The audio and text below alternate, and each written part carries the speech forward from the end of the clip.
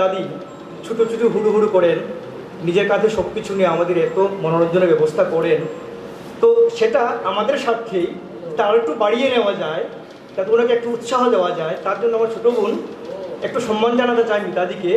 তো আপনাদের সবার অনুমতি থাকলে তো আমরা সেটা করে নিতে পারি। মিতাদি প্লিজ।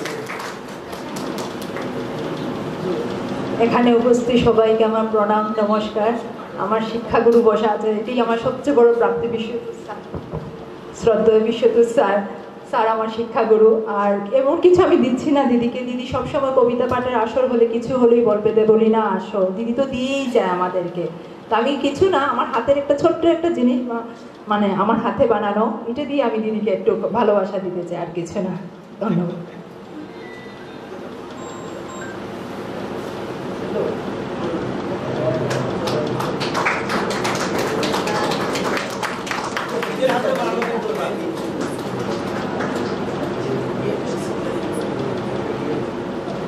অনেক ধন্যবাদ দেবলীনা, খুব ভালো লাগছে। আমি অভিভূত। দেবলীনা মাতৃভাষা সুরক্ষা সমিতির সদস্য, আর সে অনেক দিন ধরেই লেখালেখি করছে। আর সবচেয়ে বড় কথা, সে খুব মিষ্টি মেয়ে, সোশ্যাল, সবার সাথে মিশে, সবার সাথেই ওর পরিচয় আছে। তো আজকে সে যে ভালোবাসা জানালো, আমি অভিভূত, আমি আপ্লুত, খুব অনেক ধন্যবাদ। আর এত সুন্দর করে হাতে বানানো একটা জিনিস পেলাম উপহার, তো তার জন্য ওকে অনেক ভালোবাসা জানাচ্ছি আর কৃতজ্ঞতা জানাচ্ছি। এভাবে যদি সামান্য একটু ভালোবাসা পাওয়া যায়, সেটাই সবচেয়ে বড়। এই যে অনুষ্ঠান করলাম, সেটাই সবচেয়ে বড় একটা তৃপ্তি, একটা স্যাটিসফ্যাকশন নিয়ে আসে। তো এবারে মধুমিতা গঙ্গোপাধ্যায়কে ডাকছি। যে স্তোত্রটি আছে সেটি প্রথমে গাইছি, তারপরে এই সুরের উপর যে রঘুনাথ ঠাকুরের গান আছে সেটা একটু গাওয়ার চেষ্টা করব। সংগচ্ছাধন সংবদাধন সংবোমনাম শ্রীজা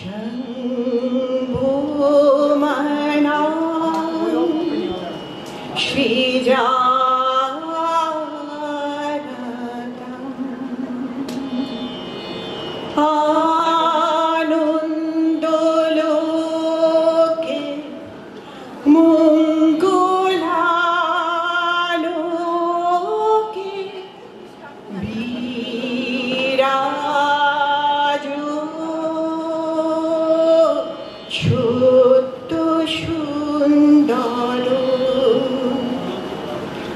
মহিমা তব উদ্ভাসিত মহাগগন মাঝে মহিমা তব উদ্ভাসিত মহাগগন মাঝে বিশ্ব জগৎ মুনিভূষণ বিষ্ঠিত চরণে আনন্দ লোকে মঙ্গলালোকে বিরাজ সত্য সুন্দর গ্রহতারক চন্দ্র তপন ব্যাকুল দ্রুত বেগে গ্রহতারক চন্দ্র তপন ব্যাকুল দ্রুত বেগে করিছে পান করিছে স্নান অক্ষয় কিরণে আনন্দ লোকে মঙ্গলালোকে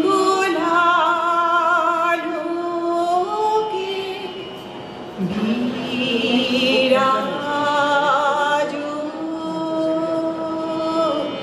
সত্য সুন্দর। নমস্কার। তপোদীপ ভট্টাচার্যকে আমন্ত্রণ জানাচ্ছি কিছু বলার জন্য এই ব্যাপারে। আসাম বিশ্ববিদ্যালয়ের প্রাক্তন উপাচার্য, কবি, লেখক, প্রাবন্ধিক, কি বিশেষণ দেব আমার জানা নেই। এত গতকালও ছিলাম, আজকেও আছি, কেউ কেউ গতকাল ছিলেন না।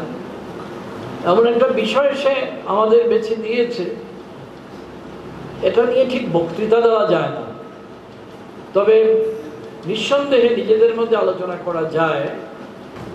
আমরা যারা বাংলা ভাষাকে নিয়ে একটু কথাবার্তা বলি, সবচেয়ে বড় কথা যেটা আমরা লিখতে চেষ্টা করি, তো আমাদের জন্যে যে সংকটের কথাটাও বলল, সংকটের একটা ডাক্তারবাবুদের মতো একটা প্রেসক্রিপশন দিয়েছে মনে হয়, কিন্তু সংকট যে কত গভীরে এটা আমরা প্রতি মুহূর্তে অনুভব করি, আবার মানতে চাইও না সব সময়। গভীরে যেতে আমাদের একটু অনীহা তো আছেই। আমাদের এক প্রিয় কবি বলেছিলেন, প্রসঙ্গটা অতি অবশ্যই আলাদা ছিল, গভীরের এখন হাত মঞ্চ সাজ ভেঙে যেতে পারে। এটা একটা ধরনের সতর্কীকরণ। তা আমি এখনো পর্যন্ত কাউকে সম্বোধন করিনি, এবার করছি। গতকাল থেকে যে জ্যোতির্গময় এই নতুন দিগন্তের আয়োজিত যে পূর্ব দিগন্ত উৎসব, এই পূর্ব শব্দটি শুধুমাত্র দিকবাচক নয়, বোধ হয় একটা বিখ্যাত গান আপনারা, আমি তো ছেলেবেলায় অনেক শুনেছি, বায়ু বহত পূর্বইয়া, হাওয়া পূব দিক থেকেই আসছে। আমরা পূবে আছি, তো এইটুকু অহংকার আমাদের করতে দিন। আশা করি স্বপন ভট্টাচার্য এবং অন্যান্য বন্ধুরা যারা আছেন এতে রাগ করবেন না। তো আমরা সূর্য তো ওঠে, সূর্য ওঠে এবং হাওয়াও বইছে পূব দিক থেকে। কারণ কথা হচ্ছে যে এইভাবে শুরু করলাম বটে, কিন্তু যে কথাটা বলবার এবং ভাববার সেটার একটু সংকেত হয়তো দেওয়া যেতে পারে। ও যে মিতা যে কথাগুলো বললো, ও আমাকে আর একটা কি ফরমাস দিয়েছিল, আমার একটা বইয়ের নাম করতে হবে, কারণ সুবিমল মিশ্র আমার একজন প্রিয় লেখক, অনেকে শুনলে আটকে উঠবেন, কিন্তু হ্যাঁ আমার প্রিয় লেখকই বটে। ওর একটি বিখ্যাত পংক্তি বলছি, মানে গদ্য পংক্তি, নিজের ঢাক নিজেই পেটাও পদ্ধতিতে, বড় বড় হরফে লেখা থাকতো, যে সব কাগজে লিখতো, সব কাগজে তো লিখতো না সুবিমল। সুবিমল এখন আমাদের মধ্যে নেই, আমার চেয়ে বয়সে খানিকটা বড়ই ছিল, কিন্তু আমার একজন প্রিয় লেখক। এবং আমি সেই বিরল সংখ্যক মানুষদের মধ্যে একটা জিনিস ফাঁস করছি ইচ্ছে করে, যে আমি তার সুবিমল মিশ্রর কাছে যত চিঠি পেয়েছি একদা, যখন চিঠি লেখা হতো, এখন তো কেউ চিঠি লেখে না, ফলে শক্তি চট্টোপাধ্যায়ের মতো কোনো কবি আর কখনো লিখবেন না দূরে গেলে চিঠি দেওয়া হবে। এটা একটা প্রতিশ্রুতিও হতে পারে, এটা হয়তো বা একটু ভয় দেখানোর ব্যাপারও হতে পারে। দূরে গিয়ে প্রশ্নটা হচ্ছে আগে দূরে যেতে হবে, কাছে থাকলে তো চিঠি লেখা যায় না। কে লেখে কাছের লোককে চিঠি? এখন আমরা সবাই এত কাছে এসে গেছি ওই মুঠো ফোনের দৌলতে। আর আমার এই জলস্থলে ভালোবাসা যার হচ্ছে একমাত্র বলা যায় অভিজ্ঞান, আমি আমার অতি প্রিয় ভাই, ছোট ভাই আশুতোষ দাস, সে এইখানে একটা মুঠো ফোন দিয়ে একটা কাণ্ড কারখানা করছে, এটা দেখে আমি একটু ঘাবড়েও যাচ্ছি বটে। তো ও বলেছে জলস্থলে ভালোবাসা, তার একটা কবিতার বইয়ের নাম, অনেক বছর আগে। তো জলস্থলে ভালোবাসা বটে, কিন্তু আজকে আমাদের সবচেয়ে বড় অসুবিধে হচ্ছে আমাদের ভালোবাসার অভাব। আমরা তো এখানে ভাষাকর্মীরা সব এসেছি, অক্ষর কর্মীরা তো, অক্ষর শ্রমিক বললে রাগ করবেন কিনা জানি না, শ্রমিক বললে লোকে গালাগাল ভাবে, তো অক্ষর কর্মীটা মানা যাক, আমরা সবাই অক্ষর কর্মী।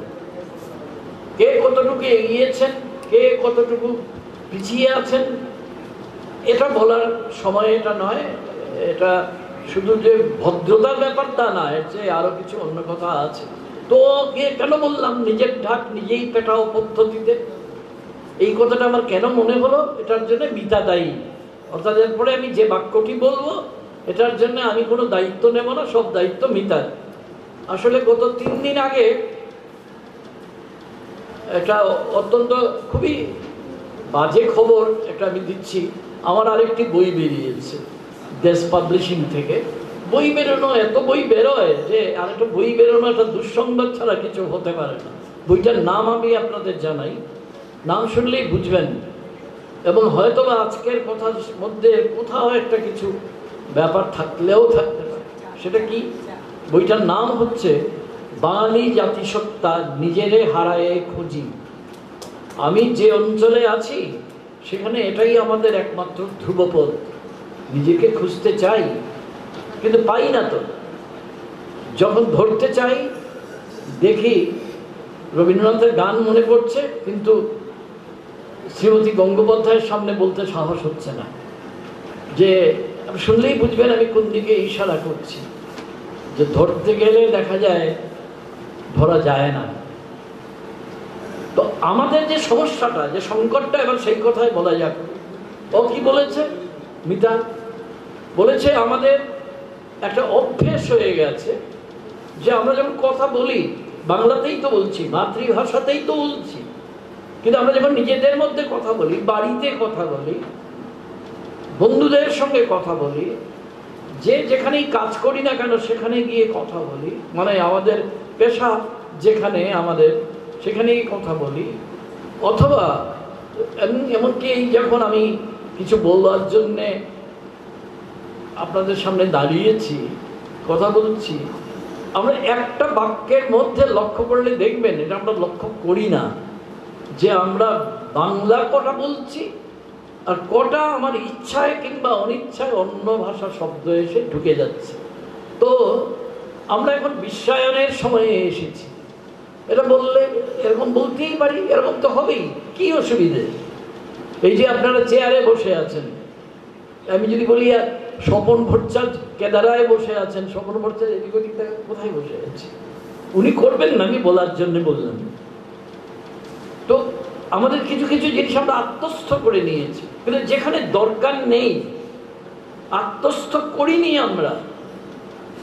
যদি কোনো একটা নিজের কাছেই অজানা একটা মনস্তাত্ত্বিক কারণে যদি আমরা যেখানে বাংলা বললে চলতো, আমার বাংলা ভাষার ভাণ্ডারে তা আছে, অথচ সেটা ব্যবহার না করে যদি এইসব ব্যবহার করে, ও বলেছে অসমীয়া আছে, হিন্দি আছে, ইত্যাদি আছে। হিন্দি আর ইংরেজি মিলে একটা হিংরেজি শব্দ, বোধহয় শিবরাম চক্রবর্তী মশাই উনি তো এরকম ভাবে কথা বলতেন। তো হিংরেজি ব্যবহার করার দাপট বড় বেশি বেড়ে গেছে। আরেকটা সমস্যা আছে, আপনারা যারা পশ্চিমবঙ্গ থেকে এসেছেন, এটা আপনাদের কাছে একটু অন্যরকম লাগতে পারে, আমাদের জন্য এটা সাংঘাতিক বড় সমস্যা। আমরা এখানে বাড়িতে এবং অন্য সমস্ত জায়গায় সাধারণভাবে সিলেটি উপভাষায় কথা বলি। ভালো কথা, সিলেটি কিন্তু ভাষা নয়, সিলেটি উপভাষা। যারা সিলেটি ভাষা বলে নানা কিছু করেন, তারা হয়তো এই বক্তৃতাটাই আসুর কল না, বেশ ভালো ছেলে, সে আমার কথা শুনে এটা বন্ধ করে দিয়েছে তার মুঠোফোন। তো সেই জন্যে এটা যদি যায় বলবে সিলেটি তো ভাষাই না, সিলেটি ভাষা নয়, সিলেটি একটা উপভাষা। কিন্তু আমরা যেহেতু সিলেটি উপভাষায় কথা বলি, যে নতুন ছেলে পিলেরা যখন সরস্বতী পুজোয়, এখন আর করে না, আমরা করতাম, ধুতি পরে, ধুতিটা সামলাতে পারে না, কিন্তু সবচেয়ে বেশি মেয়েরা এখনো শাড়ি পরে, এখনো কদিন পরবে জানি না, কারণ শাড়ি এখন বাঙালি মেয়েরা আর পরে না। আমি কাউকে কটাক্ষ করছি না ভাই, আমাকে অনুগ্রহ করে কিছু মনে টনে করবেন না, আমি যা মনে আছে তাই বলে দিচ্ছি। কালই তো শুনেছেন আমার কথার মধ্যে বিশেষ সাবস্টেন্স থাকে না, এগুলোর জন্য আপনাদের 20 পর্যন্ত অপেক্ষা করতে হবে। এই যে দেখুন না, আমি বাংলার মধ্যে সাবস্টেন্সটা গুঁজে দিলাম, এটা একটা খুব বাজে অভ্যাস। আমি অন্য কিছু বলতে পারতাম, বাংলায় তো শব্দ ছিল। আমাদের আরেকটা সমস্যা আছে, এটা মূলত আমি আমাকেই বলছি। আমাদের এই অঞ্চলে আমরা যারা বাড়িতে এবং অন্যত্র সিলেটিতে কথা বলি, উপভাষায় কথা বলি, এটাই আমাদের অভ্যাস। এটা আমরা শুধু যখন বলি শুধু তখন না, আমরা যখন লিখি, লিখিত ভাষা কিন্তু কারোর বদলানোর অধিকার নেই। কারণ তাহলে অনেক সমস্যা, কি সমস্যার মধ্যে যাব না, তাহলে অন্যদিকে চলে যাব। আমার যে কথাবার্তা সেটা একটু এমনিতেই এলোমেলো, আরো এলোমেলো হয়ে যাবে। সুতরাং আমি শুধু বলছি এটা একটা সতর্কীকরণের জায়গা আছে। কিন্তু এটা যেহেতু দীর্ঘদিন বাংলা শিক্ষকতা করেছি, দীর্ঘদিন, সেই জন্যে আমরা যখন শ্রেণীকক্ষে ছেলেমেয়েদের সঙ্গে কথা বলতাম, বা এটা নামে ছেড়েই দিলেন, যখন তারা তাদের পরীক্ষার খাতায় যা কিছু লিখত, সেই লেখা যদি যেখানে মুখস্থ লেখার চেষ্টা করে সেইখানেও বিভ্রাট, আর যদি মুখস্থ না বলে ভাবে আমি না বানিয়ে লিখে এসেছি।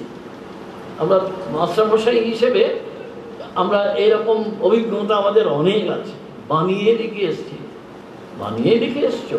এটা কখনো আমিও বলি না, বলিনি কোনোদিন। বিশ্বদোষ নিশ্চয়ই তার ঘাড়ে কটা মাথা, আমি একটাই তো দেখছি, সে নিশ্চয়ই কিচ্ছু বলে না। আমি জানি বানাবি, তুই কি বানাবি রে, এটাই হচ্ছে মনের কথা, কিন্তু এটা বলা যায় না। এবং বানাতে গিয়ে যেটা হয়, এটা নিয়ে কেউ কোনোদিন আলোচনা করে না। একে তো জিনিসটা, এই পরীক্ষার খাতা ব্যাপারটাই হচ্ছে গিয়ে খুবই এমন একটা বিষয়, স্পর্শকাতর, এটাকে নিয়ে প্রকাশ্যে আলোচনা করা যায় না সেইভাবে। কিন্তু এগুলো নিয়ে যদি আলোচনা করা যেত, অন্য সব বিষয়ে আমি বাদ দিলাম, যারা বাংলায় লেখাপড়া করেছেন এত বছর ধরে, আমার কথা শুনে যদি কেউ রাগ করেন, আমার কিছু করার নেই। বোধহয় অনেক আমার বয়সের তো গাছ পাথর নেই, আমার বোধহয় এইসব বলাটা সাজে, এখন কেউ কিছু বলতে পারবে না, আর বললেও শুনবে তাকে। কিন্তু আমাদের এই যে আমরা বাংলা ওই ধুতিকে সামলানোর মতো, বা না সামলানোর মতো, শাড়িকে সামলানোর মতো আমরা যে কাণ্ডগুলো করি আমার মাতৃভাষাকে নিয়ে, মাতৃভাষা কি যেমন খুশি বলা যায়। তাছাড়া আরেকটা সমস্যা আছে আমাদের এই অঞ্চলে, এটা হয়তো মিটার প্রেসক্রিপশন থেকে বাইরে চলে গেল, আমরা যেভাবে উচ্চারণ করি সেভাবে কিন্তু আমরা লিখি না, বা লিখতে গেলে বিভ্রাট হয়। এটা এই অঞ্চলের সমস্যা। আবার অন্য জায়গায় যে সমস্যা নেই তা না। আপনি পুরুলিয়া বাঁকুড়ার কথা ভাবুন। আমি উত্তরবঙ্গ বিশ্ববিদ্যালয়ে 9 বছর পড়িয়ে এসেছি, সুতরাং সেখানেও আমি কাউকে কটাক্ষ করার প্রশ্ন নয়, কিন্তু আমাকে ভুল বুঝবেন না, কিন্তু অঞ্চল ভেদে আমাদের বৈশিষ্ট্য থাকতে পারে, আমাদের উচ্চারণে থাকতে পারে, উচ্চারণের ফলে আমার লিখন কর্মে। আসলে সমস্যাটা লেখায় নয়, আমরা গুছিয়ে চিন্তা পর্যন্ত করতে শিখিনি, যার ফলে বিভ্রাটটা হয়। এইবার ও যেটা বলেছে, আপনি আজকে এই বিশ্বায়নের দিনে, এটা ঠিক, আপনি অনেক ইংরেজি শব্দ আপনি বা জ্ঞাতসারে অজ্ঞাতসারে আপনি ব্যবহার করে ফেলবেন। প্রশ্নটা কিন্তু ইংরেজি শব্দ ইচ্ছে মতো ব্যবহার করার মধ্যে নয়। প্রশ্নটা, আমি একটা গুলমেলের কথা বলে যাচ্ছি, কিন্তু আমি এটা খুব বেশি দূর বাড়াবো না, এটা বিশ্বদোষ আছে, বিশ্বদোষ দেখবে এখন। সেটা হচ্ছে, ভাষার কি সত্যিই কোনো শুদ্ধতা বা অশুদ্ধতা হয়? এই প্রশ্নের উত্তর আমাদের কাছে, সবার কাছে কি আছে? ধরুন, আমি কথাটা কেন বললাম যে এটার মধ্যে একটা অনুপাতের প্রশ্ন আছে। কত দূর অবধি আপনি বাংলা লিখতে গেলে বা বলতে গেলে আপনি কতটা অবধি, কোন অনুপাত অবধি, অনুপাত শব্দটা মাথায় রাখতে হবে, কারণ তো আমি ওজন করতে পারবো না বাটখারা দিয়ে, যে কোন অনুপাত অবধি আপনি বিদেশি বলুন অথবা স্বদেশের মধ্যে অন্য শব্দ, এগুলো আপনারা ব্যবহার করবেন। বাঙালিরা আজকে ছড়িয়ে আছে নানা জায়গায়। সমস্যাটা কিন্তু ওই, আমার বইটা অতি অখাদ্য বই হয়েছে আমি নিশ্চিতই, যদিও আমি খুব যত্ন দিয়েই লিখেছি, এবং এই বইটা সম্পর্কে আমার অনেক বই বেরিয়েছে, এটা ঠিকই, এবং এই জন্য সব বই সম্পর্কে আমার সমান আগ্রহ নেই বা ছিল না, অন্তত প্রকাশের আগে। এই বইটা নিয়ে আমি আক্ষরিক অর্থেই গত 6 মাস ধরে অপেক্ষা করছিলাম কবে এই বইটা বেরোবে, কারণ এই বইটার মধ্যে দেখবেন একটু আয়নার সামনে আমি নিজেকে দাঁড় করিয়েছি। আমরা সবাই যে ভাষায় কথা বলি, সবার হয়ে কথা বলার স্পর্ধা আমি করি না, কিন্তু আমি নিজের সঙ্গে তো নিজে কথা বলতে পারি, এবং এটা একটা অন্য ব্যাপার। কিন্তু আমি বলি, আমার বইয়ের নামের যে দ্বিতীয় অংশটা, নিজেরে হারায়ে খুঁজি, এটাই বোধহয় আসল কথা। নিজেকে হারিয়ে ফেলছি নানা কারণে, সব সময় নানা চাপের মধ্যে আছে। এইবার এই যে চাপ কথাটা বললাম, আমি নিজের জন্য একটা ফাঁদ তৈরি করলাম। কেন? কারণ শিলচরে না থাকলে, হাইলাকান্দিতে না থাকলে, করিমগঞ্জে বদরপুরে না থাকলে আপনি বুঝতেই পারবেন না অবচেতনভাবে আমাদের জন্য কত ফাঁদ, আমাদের আধিপত্যবাদী যারা, তারা কারা বুঝে নিন, যে তারা আমাদের জন্য তৈরি করে রেখেছে। আর কার আগে প্রাণ কে করিবে দান, তারই লাগে কারাকারি হচ্ছে। অনেক সময় আমরা না বুঝে করি, সেটা না হয় ক্ষমা করে দেওয়া যায়, কিন্তু যদি আমি বলতে পারেন অতি আগ্রহে, উৎকট আগ্রহেই বলা ভালো, যে আমি নিজের নানা সুবিধে আখের গোছানোর জন্যে, যে আমি আমার মাতৃভাষাকে পর্যন্ত যদি দাও রেখে দিই, যারা প্রতাপ পন্থা ছাড়া অন্য কিছুতে বিশ্বাস করে না, তার কাছে একই মানুষ।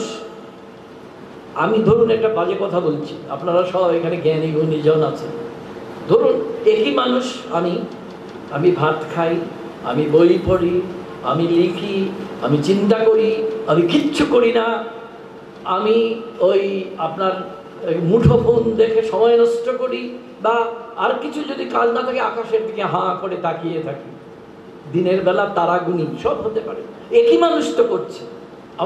আমার পয়েন্টটা কোনটা, আমি কোন দিকে কোন বিন্দু তৈরি করতে চাইছি, যে আমি যদি প্রতাপ পন্থার কাছে, আমি তপোধীর ভট্টাচার্য জ্ঞানত বা অজ্ঞানত আত্মসমর্পণ করি, সেই মানুষটাই যখন লিখবে বা বলবে তার ভাষায়, সে জানবে না কখন সে বিদূষিত হয়ে গেছে, এবং এই বিদূষণ সে তার ভাষায় নিয়ে আসবে। আমরা একটা সর্বাত্মক আক্রমণের মুখোমুখি এখন। আমরা এখানে এক ধরনের আক্রমণে আছি, আমার পশ্চিমবঙ্গ থেকে যারা এসছেন তারাও কি আক্রমণের বাইরে আছেন? আমি বেশ কিছু খারাপ কথা আমার এই বইতে লিখেছি, যেটা আমি বেশ কয়েক বছর ধরে, ওই লেখাপড়া তো ওইসব বিশ্বদোষদের জন্যে, আমার জন্য নয়। তাই আমি মাঝে মাঝে রাস্তায় দাঁড়িয়ে আক্ষরিক অর্থেই এনআরসি, সিএ এইগুলো নিয়ে আমি কথা বলি, এইখানে কলকাতায় আরও নানা জায়গায়, দিল্লিতেও। ফলে আমি নিজের ঢাক নিজে পেটাচ্ছি না, কিন্তু আমি বলতে চাইছি আমার সমস্যাটা। ফলে আমি সংকটকে একটা অন্য চেহারায়, অন্য চরিত্রে দেখতে পাচ্ছি। এই মানুষটাই আমি যখন লিখতে যাই, যেমন আমি কবিতা লিখতে খুব ভালোবাসি, কিন্তু গত প্রায় 1-1.5 বছর হলো আমি তেমন করে একটা নতুন কবিতা লিখতে পারিনি। কেন? পারোনি, এটা নিয়ে এত সাতকাহন বলার কি আছে? আমি বলবো না, সংকটটা বোধ হয় আমি জানি বা না জানি আমার অনেক গভীরে। যে মানুষটি কবিতা লিখতে চায়, কবিতা লেখার, এখানে স্বপন বাবু আছেন, আরো অনেকেই আছেন যারা কবিতা লেখার চেষ্টা করেন, তারা জানেন যে কবিতা লেখার, প্রবন্ধ লেখা, কবিতা লেখার, ছোট গল্প লেখা, কল্লোল আছেন, সেটা এক জিনিস না। যখন আপনি কবিতা লেখেন, আপনি খুব বেশি সংবেদনশীল, আর অন্য সময় সংবেদনশীল নন তা নয়। আমি বলছি যে মানুষটা আজকে একটা সংকটের মুখোমুখি, যেখানে কার কবিতা হচ্ছে, আমি একটু আমার যেটা এলাকা আছে কিনা জানি না, বিশ্বদোষ রাজি হবে কিনা, এটা তত্ত্বের এলাকা। তো তত্ত্বের কালকে একটুখানি ঈষৎ বলেছিলাম, সমন বাবুর সঙ্গে চা খেতে খেতে আলাপ হচ্ছিল, সেখানে আমি যাব না, আজকে থাকি। কিন্তু আমরা যখন একটা মুক্ত পরিসর খুঁজি, ভাষার মধ্যে যে শুদ্ধতা খুঁজি, যে শুদ্ধতা সমাজে কোথাও নেই, যে শুদ্ধতা সময়ে কোথাও নেই, যে শুদ্ধতা পরিসরে কোথাও নেই, শুদ্ধতা আপনি পাবেন কোথায়? অথচ এই শুদ্ধতা না থাকলে আপনি কবিতা লিখতেও পারবেন না। আপনি অন্য কেউ টের পাক বা না পাক, আপনি পাবেন যে কবিতা আপনার কাছে ঠিক যেভাবে চাইছেন সেভাবে আসতে চাইছে না। কেন? আমি বলবো এটার কারণটা রয়ে গেছে ওইখানে, যেটা মিতার প্রেসক্রিপশন অনুযায়ী, এটা সব কিছু এটা হঠাৎ করে বলা একটা কথা নয়, অনেক কিছু এর মধ্যে লুকিয়ে আছে। কিন্তু মুশকিল কি, আমরা গভীরভাবে ভাবতে আমরা অনেক আগে ভুলে গেছি। আমরা অভ্যাসে কবিতা লিখি, আমরা অভ্যাসে গল্প লিখি, আমরা অভ্যাসে প্রবন্ধ লিখি, কিন্তু অভ্যাসের বাইরে না গেলে যে আশ্চর্য আসে না, এই মৌলিক কথাটাই আমরা অনেকে ভুলে গেছি। ফলে সারা জীবন পার হয়ে যায়, জীবন পেরিয়ে যাওয়ার পরে আবিষ্কার করি যে কিছুই তো হলো না এই জীবনে। থাক, কোনো বেদনাময় উচ্চারণ করার জন্য আমি এখানে দাঁড়াইনি। আরও কিছু সংকট আমাদের আছে, যে সংকট একমাত্র বাঙালির জন্যই নির্দিষ্ট। পশ্চিমবঙ্গের কথা বলে আমি এদিক ওদিক চলে গিয়েছিলাম, কিন্তু বলে রাখি পশ্চিমবঙ্গের কোনো আলাদা সমস্যা নেই, যেটা গোটা বাঙালি জাতির সমস্যা নয়। সমস্ত বাঙালি জাতির যেটা সমস্যা, একটু বেশিভাবে আমরা যারা আসামের বাঙালি, ইচ্ছায় হোক অনিচ্ছায় হোক, আমাদের জন্য একরকম, পশ্চিমবঙ্গের জন্য একরকম। কিন্তু একটা কথা যেটাই বলছিলাম, আমার বইতে অনেক বাজে কথা লিখেছি, এর মধ্যে একটা শব্দবন্ধ প্রায়ই আপনারা দেখবেন, যদি ক্ষমা জ্ঞান না করে এই বইটা আপনারা পাতা উল্টে দেখেন, দেখবেন বেশ কয়েকবারই আমি লিখেছি যে হিন্দি, হিন্দু, হিন্দুস্তান, এই ফেসিবাদী নীতির দ্বারা আক্রান্ত আজকে গোটা বাঙালি জাতি। কিন্তু কটা বাঙালি সেটা ভাবে? বাঙালি ধর্মান্ধ হয়ে যায়। বাঙালি এইসব নিয়ে ভাবে জন্মজীব আচরণ করে, তা নয়। ধর্মের দর্শনের দিক দিয়ে কখনো মাথা ঘামায় না, কিন্তু ধর্মান্ধতাকে আঁকড়ে ধরে কোনো কিছু না ভেবে। এতে যে তার জাতিসত্তাকে সে নিজে ধ্বংস করছে, সেটা সে খেয়াল করে না। এখন এই জাতিসত্তাকে আক্রমণ করছে কত জিনিস, তার একটা নমুনা আমার বোন মিতা তার প্রেসক্রিপশনের মধ্যে এনেছিল। এলোমেলো ভাবে, আমি তো ডাক্তার নই, ইহজীবনে হওয়ার চান্স নেই, এই যে কানমোলা খাওয়ার মতো কাজ করে ফেলেছি। বলা উচিত ছিল, সুযোগ ছিল না, আমি অভ্যাস যে খারাপ, চান্স বলে ফেলেছি, এই জন্য মাপ চাইছি। কথা হচ্ছে যে আমরা ধরুন যে রোগের চিকিৎসা করি, আমি রোগের চিকিৎসা করতে গেলে আমি কি রোগের লক্ষণ দেখে রোগটা শনাক্ত করব, নাকি আরো কিছু ব্যাপার ভাবতে হবে আমাদের? আমাদের বাঙালি জাতি যেখানে গিয়ে বলা যায় যে আজকে একটা বড়সড় সংকটের মুখোমুখি হয়েছে, শুনলে আটকে উঠবেন আমার কাছে। এটা কিন্তু কর্কট রোগের চেয়ে বেশি মারাত্মক হিসেবে আমার কাছে ধরা দিয়েছে। আমার ভুল হতে পারে, ভুল হলে আমি খুবই খুশি হব, কিন্তু এই কর্কট রোগ এই পর্যায়ে এইখানে যারা আছে তাকিয়ে দেখুন, বয়সের দিক দিয়ে কস্তুরী কণা সবচেয়ে অল্প বয়সী, হয়তো এই বালিকাটিও তার মতো কম বয়সী, আর কিন্তু আমরা কেউ কম বয়সী লোক নেই। আমার বয়সে একটা গাছ পাথর নেই, আমার কথা বাদ দিন। কিন্তু কথা হচ্ছে, এটা কি আমাদের রোগের লক্ষণ নয়? যে যতই চেষ্টা করুক মিতা, আজকে তার মেয়েটিও নেই যে গান গায় বিশ্বরূপা, কিন্তু এইসব আমরা যে সাহিত্য নিয়ে, আমাদের জাতিসত্তার বিপদ নিয়ে, আমাদের ভাষা ব্যবহারের অনেক সংকট নিয়ে আলাপ করছি, এটা নিয়ে তাদের কোনো মাথা ব্যথা আছে? আমরা যতই চেষ্টা করি না কেন, তারা মুঠোফোন নিয়ে বসে থাকবে। তারা এইবার ইংরেজি বলতে বাধ্য হবো, বাংলা জানি না। সেটা হচ্ছে আমাদের শিলচরে আজকাল মলে মলে ছায়া ছয় লাভ হয়ে গেছে, সেইখানে গিয়ে তারা পিৎজা খাবে কি আরো কি কচু খাবে আমি জানি না, কারণ এগুলো আমি খাই না। কিন্তু তারা কখনো বই পড়বে না, বলবেন যে এই রেগে গেছে মানুষটা, আর বই বিক্রি হয় না। তো ঠিক, আমার বই কেন, বিশ্বদোষের বইও বোধ হয় বিক্রি হয় না। আমার বই বিক্রি না হওয়াটা কোনো কথা না, বিশ্বদোষের বই বিক্রি হয় না। তো ব্যাপারটা হচ্ছে এরা কেউ পড়তে চায় না। এদের মা বাবারা কারা? তারা বাঙালি সংস্কৃতির যত চিহ্ন ব্যক্তিগত জীবনে বিসর্জন দিয়েছেন। কেউ কিছু মনে করবেন না, যেখানে মা বাবারা আছেন, নিজের ব্যক্তিগত জীবনে তারা তাদের ছেলে মেয়েদের তথাকথিত অর্থে মানুষ কমার মধ্যে, ঊর্ধ্বকমার মধ্যে করার জন্য চেষ্টা করেছেন। কিন্তু যখনই কোনো একটা বেচাল মুহূর্ত আসে, কি সেটা আমি বলতে যাব না, নানা রকম যেখানে সামাজিক সম্পর্ক তৈরি হয়, একটু ইশারা করলাম, সেইখানে গিয়েই দেখবেন যে এই ছেলে মেয়েরা এমন অনেক কাণ্ড করছে যেটা বাঙালি সমাজকে পাকে ডুবিয়ে দিচ্ছে। এবং আমার মা বাবারা খুব উৎসাহিত বোধ করছেন, এতদিন পরে আমরা আন্তর্জাতিক হচ্ছি। কিন্তু এর কারণ তারা নিজেদের ছেলে মেয়েদের কাকে বলে মাতৃভাষা, কাকে বলে মাতৃ সংস্কৃতি, কাকে বলে মাতৃ চেতনা, সেটাকে তারা কোনো পাঠই দেননি। হঠাৎ করে একটি ছেলে বা মেয়েকে বললে শুনবে? বিশ্ববিদ্যালয়ে যে ছেলে মেয়ে, আমি তো 10 বছর হলো বেরিয়ে এসেছি বিশ্ববিদ্যালয় থেকে। যারা বিশ্ববিদ্যালয়ে যায় মাঝে মাঝে গল্প তো করে, বিশ্ববিদ্যালয়ের বাসে টাসে যারা ঘোরাঘুরি করে আসে যায়, তারা আমাকে মাঝে মাঝে কেউ কেউ বলে, আমার সঙ্গে আজকাল বিশ্বদোষ কারোর সম্পর্ক নেই রে ভাই, আমি কারোর সঙ্গে সম্পর্ক রাখি না। হ্যাঁ, তোর আছে, তুই তো রাখবি। তো কথা হচ্ছে, এবং এরা নাকি নিজেদের মধ্যে যে ভাষায় কথা বলে, বাঙালি ছেলে সবসময় হিন্দিতে কথা বলছে, এবং কোন হিন্দি? যেটা বুম্বাইয়া ফিল্ম মার্কা হিন্দি, যেটা হয়তো একটা সময় ছিল, এখন অবশ্য সে বুড়ো হয়ে গেছে, হাফ বুড়ো, সঞ্জয়ের একটা বিশেষ স্টাইলে, সে তার স্টাইল বলে ফেলেছি, বিশেষ শৈলীতে সংলাপ ক্ষেপণ করে। এরকম বলতে গেলে একটু কটমটো বাংলা হয়ে যাবে। আমার সংস্কৃত পড়া আছে তো, সংস্কৃত শব্দগুলো চলে আসে বেশি তাড়াতাড়ি।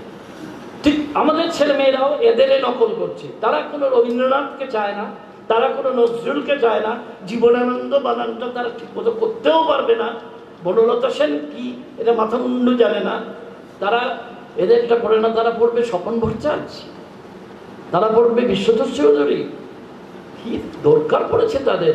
এবং যখন তারা একটু একটু করে আমাদের হাতের আওতার বাইরে চলে গিয়েছিল, আমরা তথাকথিত মা বাবারা, অভিভাবকরা, আমরা অন্ধ ধৃতরাষ্ট্রের ভূমিকায় ছিলাম, আছি, থাকবো। অতএব যে প্রেসক্রিপশন তুমি দিয়েছিলে তার ধারে কাছে না এসে আমি কিছু এলোমেলো বকে গেলাম, বাকি কথা যেখানে বিশ্বতোষ আছে সামলে নেবে। ধন্যবাদ সবাইকে। স্যার, আমরা ঋদ্ধ হলাম। আপনি অনেক কিছুই বললেন, যে মজার ছলেও আপনি অনেক কিছুই বলে ফেললেন। তো এবারে আমি রাইটার্স ওয়ার্ল্ডের পক্ষ থেকে আমি স্বপন ভট্টাচার্যকে বলছি, আপনি আপনাদের কাউকে পাঠান কিছু বলার জন্য, তারপরে আমরা বিশ্বদূর স্যারের বক্তব্য শুনব।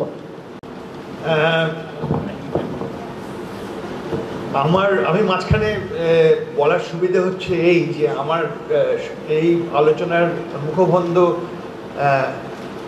বা বিসমিল্লাহ কথা, এই যে ধরুন বিসমিল্লাহ কথাটা বলছি, বাংলা ভাষাতেই বলছি, বাংলা কথা বলতে গিয়েই বলছি, বিসমিল্লাহ করে দিলেন, তাতে ভাষা অশুদ্ধ হয় বলে মনে হয় না। ভাষা অশুদ্ধ হয় যখন শব্দ তার যথাযথ গুরুত্ব ছাড়াই আরোপিত হয়, প্রযুক্ত হয় এবং শব্দ দিয়ে মানুষ নিজের চারিত্রিক বৈশিষ্ট্যটাকে ভাষার উপরে চাপাতে চায়। তো সুতরাং তপোধীর স্যার বলেছেন, বলা শুরু করেছেন, বিশ্বতোষবাবু শেষে বলবেন, দুজনই বাংলার প্রথিতযশা অধ্যাপক, আমি মাঝখানে একজন বিজ্ঞানের লোক, সুতরাং আমি সম্পূর্ণ অন্য দৃষ্টিভঙ্গি থেকে আমি বিষয়টাকে যেভাবে দেখি সেভাবে বলবার সুযোগ পাচ্ছি। এটা আমার পক্ষে একটা সুযোগও বটে, একটা কি বলবো, সুযোগ নেওয়ার চেষ্টাও বটে। সেই জন্য আমি বলতে এলাম,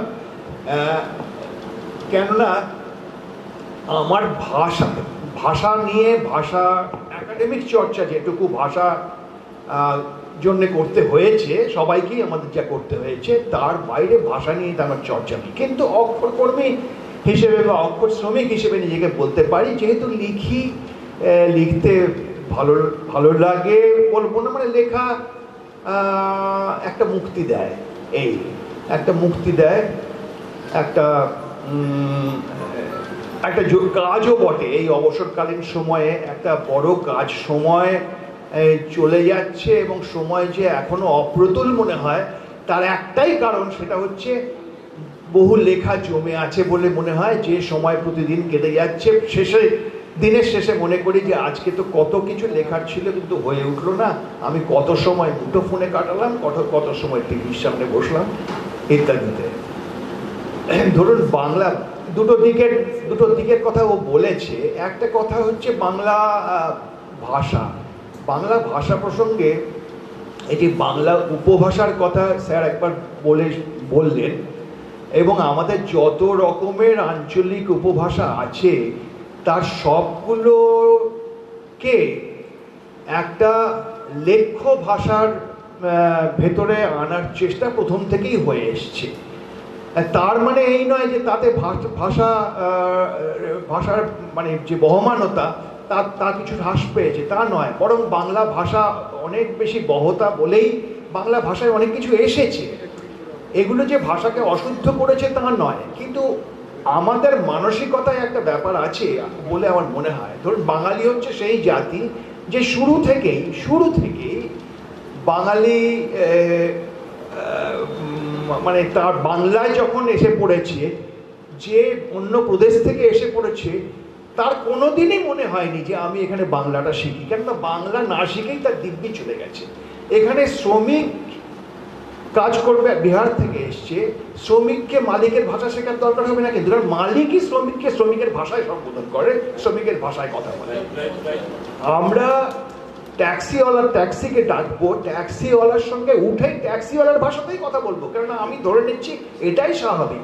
আমি কোনোদিন আশা করব না যে একজন সর্দারজি সে আমার সঙ্গে পাঞ্জাবি ভাষায়, বাংলা ভাষায় কথা বলবে। ও পাঞ্জাবি ওর সঙ্গে আমি তো হিন্দিতেই কথা বলবো, এবং এতে আমি একটা শ্লাঘা অনুভব করি। আমি শুদ্ধ করে একটা হিন্দি বলতে পারছি তার সঙ্গে, এতে শ্লাঘা অনুভব করি, এখনো করি। এবং আমাদের দেখবেন, আমি আমাদের দৈনন্দিন জীবন থেকে, আমাদের টিভি সিরিয়াল থেকে, ধরুন বাংলায় আমরা যে সমস্ত টিভি সিরিয়াল করি, আমাদের টিভি সিরিয়ালগুলোতে মনে করেন কি যে বিজ্ঞাপনের ভাষা ওইভাবে বলে? সত্যি বিজ্ঞাপন দাতারা যারা যে ভাষায়, কেন কি আমাকে হরলিক্স খেয়ে আমি এরকম বড় হয়েছি, এই ভাষায় কি আমরা কথা বলি? এই ভাষায় তো আমরা বাড়িতে সচরাচর কথা বলি না, কিন্তু বিজ্ঞাপনে যে ভয়েস ওভারটা দেওয়া হচ্ছে, ইচ্ছে করে এই টোনে দেওয়া হচ্ছে যে সে অবাঙালি বাংলায় বলতে চেষ্টা করছে। একজন অবাঙালি বালিকার মুখে আমি তার বাংলা বলার চেষ্টিত বাংলা শুনে আমার হরলিক্সের বিক্রি বাড়বে, এই তো ব্যাপার। তারা বিপণন সংস্থা, তারা জানে যে বিপণনটা ওইভাবেই হয়। বাংলা ভাষাকে বিকৃত করে বললে বিপণন ভালো হয়।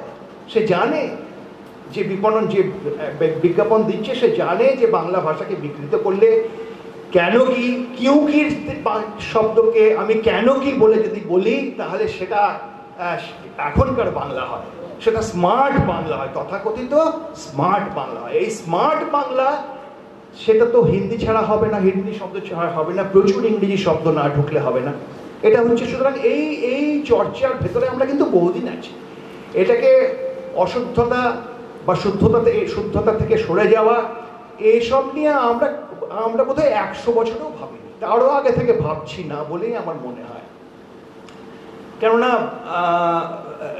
পিরালি ব্রাহ্মণরা যখন জোড়াসাঁকোয় এসে বসলেন, তখনও তাদের ভাষা, তাদের যে সমস্ত পুরনো ঠাকুরবাড়ির যে সমস্ত পুরনো নথি, যে সমস্ত পুরনো, তাতে প্রচুর অন্য শব্দ, প্রচুর ফার্সি, প্রচুর, এবং এর ভেতরে তো অশুদ্ধতা কিছু ছিল না। রামমোহন রায়ের মতো ফার্সি স্কলার কজন ছিলেন? ছিল না তো। সেই রামমোহনই বাংলা ভাষাকে সমৃদ্ধ করে গেছেন। আমার ধারণা বিদ্যাসাগরও যে অন্য ভাষা, হিন্দি ভাষা জানতেন না, ইংরেজি তো খুবই জানতেন, হিন্দি ভাষা জানতেন না বা ফার্সি জানতেন না তা নয়, কিন্তু তারা যে সমৃদ্ধিটা এনেছেন সেটা তো আমার ভাষার। আমাদের এখনকার সংকট হচ্ছে আমরা এই সমৃদ্ধিটার কথা চিন্তা করি না। ফলে এখন বাংলা ভাষায় লিটল ম্যাগাজিনের সম্পাদক, তিনি বিজ্ঞাপন দেবেন লেখা চেয়ে, গল্প কবিতার চেয়ে দিন এত শব্দের ভেতরে বা এত লাইনের ভেতরে কবিতা, এত শব্দের ভেতরে গল্প, দেখবেন বিজ্ঞাপন পড়তে গিয়ে আপনি কিরকম বিভীষিকাগ্রস্ত হয়ে যাচ্ছেন যে এত ভুল। একজন সম্পাদক সে জানাচ্ছে যে সে আহ্বান করছে লেখা, তার নিজের লেখার ভিতরে এত শব্দের ভুল, শব্দ বিন্যাসের ভুল, এত বানানের ভুল কি করে হয়? এরা ভাষা কর্মী, এরা অক্ষর চর্চা, এদের হাত দিয়ে সাহিত্য বাঁচবে বলে আশা করছেন তিনি একটা ম্যাগাজিন করছেন, একটা পত্রিকা সম্পাদনা করছেন। তিনি যদি নিজেকে এইটুকু শুদ্ধ না করে নেন, তাহলে তিনি ভাবছেন যে তার ওখানে তার পত্রিকায় যে লেখাগুলো বেরোবে সেগুলো তো এসব বাদ দিয়েই হয়। ভাষা মানে শুদ্ধতা, বানানের শুদ্ধতা বা ব্যাকরণের শুদ্ধতা বাদ দিয়ে সে লেখা ছাপা হতে পারে। সুতরাং এই সংকটের ভেতরে আমরা আছি, এটা দিন দিন বাড়বে বলেই আমার মনে হয়। কেননা বাংলা ভাষা চর্চা করে না কিন্তু তা নয়, আমি মানে বাংলা ভাষার চর্চা হচ্ছে না সেটা বলবো না। বাংলা এখন প্রচুর ছেলে মেয়ে পড়ে, আমি জানি না স্যার নিশ্চয়ই জানেন যে বাংলা প্রচুর ছেলে মেয়ে পড়ে। এমনকি বিজ্ঞানের যে সমস্ত সাবজেক্টগুলো এখন যে সংকট দেখা দিয়েছে, ফিজিক্সে ছাত্র হয় না, ইকোনমিক্সে আমি কলেজে জানি এক আধটা করে অ্যাপ্লিকেশন নেই, সেখানে বাংলার সিট ভর্তি হয়ে যায় বা বাংলা অনেকটাই ডিম্যান্ড আছে। কিন্তু যে ভাষা সংকটের কথা বলছি, এর সঙ্গে ভাষা সন্ত্রাসও জড়িয়ে আছে। এই ভাষা সন্ত্রাস আমাদের প্রতিদিনকার জীবনের সন্ত্রাস। আপনি যদি আপনার বাচ্চা মেয়েটিকে নিয়ে, আমি কলকাতার কথা বলছি, আপনি আপনার বাচ্চা মেয়েটিকে দিয়ে একটা রাস্তায় 1 কিলোমিটার হাঁটেন, আপনার মেয়ে অন্তত 5 বার আপনাকে জিজ্ঞেস করা উচিত যে বাবা ওই যে পাশ দিয়ে ছেলেটা গেল, ওর যে শব্দটা বললো এটার মানে কি? সে নানা রকম তো অক্ষর হতে পারে, সে তো সেই শব্দের সঙ্গে পরিচিত নয়, কিন্তু প্রতি মুহূর্তে তার কানে ঢুকছে। সে বাসে যাবে, ট্রামে যাবে, মেট্রো রেলে উঠবে, সব জায়গায় সে যদি 30 মিটার বা 50 মিটার হাঁটে, তাহলেও সে 5টা এমন শব্দ শুনবে যা তাকে আহত করছে এবং তার ব্যক্তি সত্তাকে আহত করছে, তার লিঙ্গ পরিচয়কে আহত করছে। সে আপনাকে প্রশ্ন করতে পারে, প্রশ্ন করা উচিত, কিন্তু সে করবে না, কেননা সে জানে যে ভাষা ওই সন্ত্রাসের ভেতর দিয়ে তাকে বড় হয়ে উঠতে হবে। সে অতি অল্প বয়সেই বুঝে যায় যে এগুলো নিয়ে প্রশ্ন করতে নেই বাবা মাকে, কেননা আমাকে এই সন্ত্রাসের ভেতর দিয়েই বড় হয়ে উঠতে হবে। এই লিঙ্গ সন্ত্রাস এটা আমার সঙ্গে থাকবে। হয় সে সন্ত্রাসের কাছে নিজেকে সমর্পণ করবে, কলকাতার মেয়েরা এখন সুন্দর সুন্দর কথা বলে, আপনি আড্ডায় অল্প বয়সী মেয়েদের আড্ডায় গেলে বুঝতে পারবেন, তারাও সুন্দর কথা বলে, তারা আপনাকে লজ্জায় ফেলে দিতে পারে ভাষায়। এবং এর ভেতরে আমি খুব নতুন কিছু দেখি না, কেননা এটাই হওয়ার কথা ছিল। এটাই হচ্ছে তার প্রতিরোধ, কিন্তু এটা হচ্ছে সেই বালিকার প্রতিরোধ যে যুবতী হয়ে উঠল, সে তার প্রতিরোধ। সে নিজেকে আলাদা করে একটা বালিকা সংস্কৃতিতে নিজেকে বেঁধে রাখছে না, সে সেই দলে সেইখানে ভিড়ে তাদের থেকেও বেশি লজ্জে প্রতিষ্ঠিত হয়ে সে নিজেকে প্রতিষ্ঠা করছে, নিজের সত্তাটাকে প্রতিষ্ঠা করছে। হয়তো তাই, হয়তো সেভাবেই দেখতে হবে। কিন্তু এইভাবে চলেছে ভাষা এইভাবে চলেছে। ভাষার ভেতরে ভাষার অশুদ্ধি একটা দিক, আর ভাষার সন্ত্রাস একটা দিক। এই ভাষা সন্ত্রাসের ভেতর দিয়েও আমরা চলেছি। আমার কাছে এই দ্বিতীয়টা বড় সংকট। সাধারণে যে ভাষা বলা যায় না, সে ভাষা অবলীলাক্রমে আমরা কথায় তো বলছি। সিনেমায় তো আজকাল OTT প্ল্যাটফর্মে সিনেমা হয় এবং সেটাই বেশি দেখে লোকে। OTT প্ল্যাটফর্মের সিনেমা আপনি সহজেই যে কোনো OTT প্ল্যাটফর্মের বাংলা সিনেমা আজকাল খুলে দেখুন, পরিবারে একসঙ্গে বসে দেখুন। আপনার বালিকা বাচ্চা মেয়েটির প্রশ্ন করা উচিত যে বাবা এই যে এই কথাগুলো বলছে এর মানে কি, কিন্তু সে করবে না, কেননা সে জানে যে এই সন্ত্রাস, এর ভেতর দিয়ে আমাকে চলতে হবে, এটা নিয়েই আমাকে চলতে হবে, এটা আমাদের ভেতরে এসে গেছে। এই হচ্ছে একটা দিক, যা তথাকথিত প্রেসক্রিপশন স্যার যা বলেছে। আর দ্বিতীয় দিকটা যেটা বিপণনের দিক, সেটা স্যার 200 বই লিখেছেন, সুতরাং আমি আর বিপণনের দিক নিয়ে কি বলবো। আমার বিপণনের দিক দিয়ে এভাবে কোনো বিশেষজ্ঞের মতামত আমি দিতে পারবো না। কিন্তু আমি যেটা বলতে পারি সেটা হচ্ছে যে আন্তর্জাতিকভাবে যদি দেখি, আমি ন্যাশনাল জিওগ্রাফিক প্রিন্ট ফর্মটা দেখতেই অভ্যস্ত ছিলাম, প্রিন্টের গ্রাহক ছিলাম। পরে যখন অনেক দাম বেড়ে গেল, তখন পুরনো বছরের সংখ্যাগুলো 12টা সংখ্যা একসঙ্গে 2023-এ আপনি পেয়ে যাবেন অনেক কম দামে, 1/3 দামে, সেই সেট কিনতাম। প্রিন্ট বন্ধ হয়ে গেছে, এখন শুধু অনলাইন ডিজিটাল পাবেন, প্রিন্ট ন্যাশনাল জিওগ্রাফিক পাবেন না, বন্ধ হয়ে গেছে। আমি ছোটোবেলার থেকেই কিস্তিতে আমরা যখন রিসার্চ করি বা আমরা যখন সদ্য পড়াতে ঢুকেছি, আমাদের বাড়িতে ঘুরতেন, বই নিয়ে আসতেন। টাইম পাবলিকেশনের, লাইফ পাবলিকেশনের সুমিত মুখার্জি বাবু আসতেন, অত ভারী বই নিয়ে আসতেন, কিস্তিতে বই দিতেন। টাইম লাইফ পাবলিকেশনের দারুণ সেগুলো আমার সম্পদ, আমার আছে। এটা আমি গর্ব করব, আমার পরবর্তী প্রজন্ম গর্ব করতে পারবে না। টাইম লাইফ বন্ধ হয়ে গেছে, টাইম লাইফ পাবলিকেশন বন্ধ হয়ে গেছে। টাইম পত্রিকাটা হয়তো চলছে, কিন্তু টাইমের পাবলিকেশন আর নেই। লাইফ পত্রিকা আপনারা দেখেছিলেন কিনা জানি না, লাইফের পাবলিকেশন নেই। এরা অসাধারণ সমস্ত বই করতেন। তাছাড়াও স্ট্যান্ডার্ড লিটারেচারের, আমি জানি না স্ট্যান্ডার্ড লিটারেচারের প্রতিনিধি এরা আসতেন বাড়িতে, প্রচুর বই, ব্রেস্টের পুরো সংকলন আপনি পাবেন, প্রচুর বই। হ্যাঁ, তারা নেই, এরা একটা বিলুপ্ত প্রজাতি, এরা নেই, এদের আর পাবেন না। সুতরাং প্রিন্টের আন্তর্জাতিক ক্ষেত্রেই যদি পাবলিকেশনের বিক্রি বাট্টার এই অবস্থা হয়, যেখানে ডিজিটাল হয়ে যেতে হচ্ছে, সেখানে প্রিন্ট বইয়ের কতটা বিক্রি থাকবে সেই নিয়ে প্রশ্ন জাগতে পারে। কিন্তু আমি কলকাতার পরিপ্রেক্ষিতে বলছি, একাধিক পাবলিশারকে আমি দেখেছি এই সময়ে, যারা কলেজ স্ট্রিটে ছোট্ট টিনের ঝুপড়ি থেকে মিষ্টির দোকান কিনে শোরুম করে ফেলতে পেরেছেন। তার মানে মিষ্টির ব্যবসা থেকে কোনো পাবলিশারের বইয়ের ব্যবসা নিশ্চয়ই লাভজনক। মিষ্টির ব্যবসাটা চালাতে পারছেন, তার বইয়ের ব্যবসা মিষ্টির ব্যবসা থেকে লাভজনক হয়েছে এবং লাভজনক রাখতে পারবে এই আশায় সে মিষ্টির দোকান কিনে বইয়ের শোরুম হচ্ছে। একাধিক, আমি নাম করছি না, এখানে নাম করা ঠিকও নয়, কিন্তু একাধিক এরকম পাবলিশার আছেন যারা বহু সংখ্যক বই বিক্রি করছে। কলকাতার বইমেলায় রহস্য উপন্যাস লেখেন, থ্রিলার লেখেন, ভূতের গল্প লেখেন, লেখিকাকে বাউন্সার নিয়ে ঘুরতে হয়, জানেন? বাউন্সার নিয়ে ঘুরতে হয়। আপনার আপনার এখানেও পৌঁছে যাওয়া উচিত এই গল্প, যার ফ্যান ফলোয়িং এত বেশি যে তাকে বাউন্সার নিয়ে ঘুরতে হয়, তাকে দেহরক্ষী নিয়ে ঘুরতে হয়। দেহরক্ষী মানে যেসব দেহরক্ষীরা কিলিয়ে কাঁঠাল পাকাতে বলেন তাদের বলা হয় বাউন্সার। ফলে বাউন্সার নিয়ে ঘুরতে হয়। এরকমও আছেন তো লেখক লেখিকা কলকাতায়, তাদের বই বিক্রি না হলে আর কি করে হচ্ছে।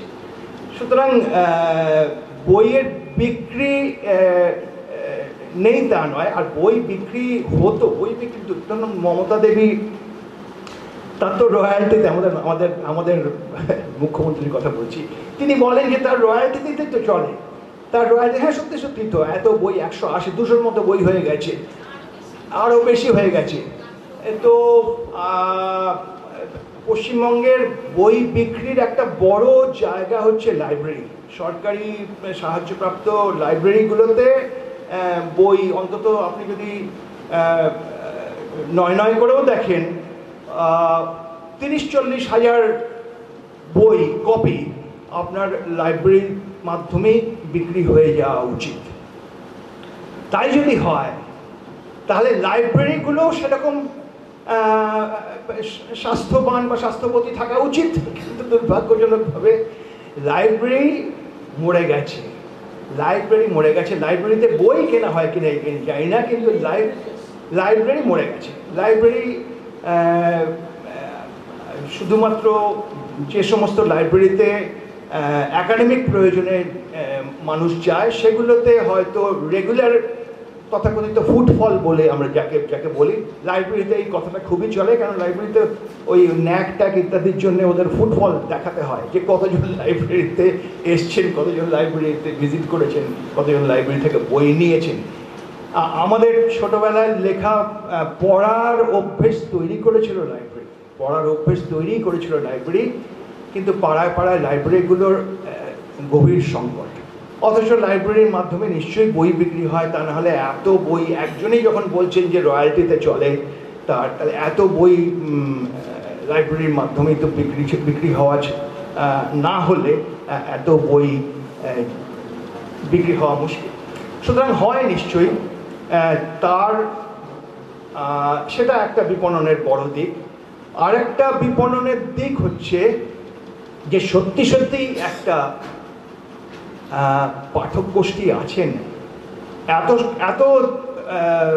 এত সংকটের ভেতরেও একটা বড় পাঠক গোষ্ঠী আছে যারা বইয়ের খবর রাখেন, বই সংগ্রহ করেন, বই কেনেন, না পারতেও কেনেন, নিজের প্রায় সর্বস্ব দিয়েও কেনেন।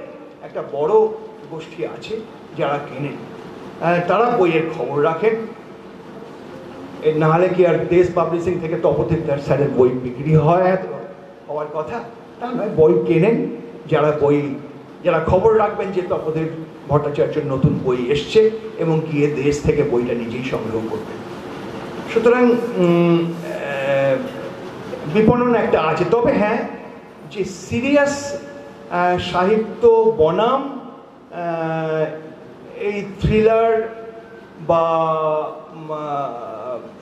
বিদেশি গল্প উপন্যাসের থ্রিলার ইত্যাদির অনুবাদ, যেটা বাংলাদেশের ক্ষেত্রেও হচ্ছে, যে তাদের এই তুলনামূলক বিক্রির দিকে দেখলে চলবে না কোনটার বেশি বিক্রি হচ্ছে। আপনাকে যদি পাবলিশারের পয়েন্ট অফ ভিউ থেকে দেখতে হয় বা পাবলিশারের দৃষ্টিভঙ্গি থেকে দেখতে হয়, তাহলে একটা ভালো বই, মানে ভালো একটা কোট আনকোটের ভেতরে বলছি, একটা ভালো বইকে প্রকাশ করবার জন্য যে ঝুঁকি, সেই ঝুঁকিটা তাকে নিতে গেলে তাকে আরও কিছু বই ছাপতে হবে, যেগুলো দিয়ে সে এই বইটা বিক্রি না হলেও সেই খরচটা তুলে ফেলতে পারবে। ফলে একজন প্রকাশকের ভেতরে এই ব্যালেন্সটা থাকলে, যিনি ওই বইটা ছেপেছেন তিনি কি করে এই বইটা ছাপলেন, এই প্রশ্নটা আমরা করবো না বা করতে পারবো না বা করাটা উচিত নয়। তাকে এই ভালো বইটা করবার জন্য আর 5টা এমন বই ছাপতে হবে, এমন লেখক বা লেখিকার যাকে হয়তো বাউন্সার নিয়ে ঘুরতে হয়। ফলে এই ব্যালেন্সটা করেই একজন প্রকাশক বেঁচে থাকতে পারবেন বলে আমার মনে হয়। আগামী দিনে বাংলা বই বেঁচে থাকতে গেলে হয়তো ওই ভাষা সন্ত্রাসকেও আনতে হবে বইয়ের ভেতরে, বটতলার হলুদ কাগজে মোড়ানো বই এখনো বিক্রি হয়, আনতে হবে হয়তো। এবং তাকে ওই ওরকম 5টা বইয়ের বিক্রিতে যদি একটা তপোধীর ভট্টাচার্য তিনি ছাপতে পারেন, তাহলে সেইটা বাংলা সাহিত্যকে বাঁচিয়ে রাখবে বা সমৃদ্ধ করে যাবে। এইটুকুই হচ্ছে আমার বক্তব্য, এইটুকু বললাম, আর দীর্ঘায়িত করলাম না। আমরা রামেশ্বরবাবুর কথা শুনবো। আপনাদের সবাইকে ধন্যবাদ, ধৈর্য ধরে শুনলেন। এইটুকু, এই জন্য ধন্যবাদ। একদম সবার মনের কথাটা বলেছেন, আর প্রকাশকের দুঃখের কথাটাও ধরেছেন উনি। যে অনেকগুলো বই তো বেরোবেই, এর মধ্যে একটা ভালো বেরোবে, সব তো আর ভালো এটা চিন্তা করে লাভ নেই। কবি তো অনেকেই কবি আছেন, এর মধ্যে একজন সত্যিকারের কবি হন, একজন তো বদির ভট্টাচার্যের মতো লেখক হন, বিশ্বদোষ চৌধুরীর মতো।